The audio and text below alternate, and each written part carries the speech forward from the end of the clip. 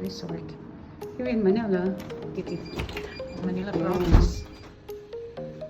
Pagpasok nyo, ito meron siyang parang, okay, hanggang. Then may sea box and meron sleepers. And then meron dito small kitchen, may fridge, popping kettle, complimentary water. And then, yun na, shower, and siya. Toilet. And then, since alam ko ni ate, 2 beds ang kinuha namin. And may window na sea view. Yan siya. Yan din itsura niya.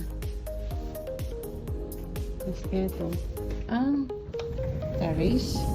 May pwede kang maupo, coffee, siesta.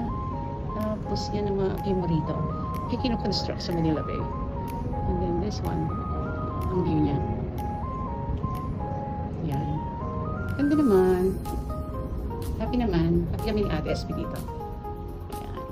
Kanilang curtains, smart curtain siya. Kasi gusto mo siyang i-open, meron dito curtains, open and close. Yan. Galing. Actually, nung pumasok, automatic siya nag-open nung pagpasok namin. And kung gusto mong isarado yung sunscreen mo, just press the one and it will be closing. Diba? Galing. Very good.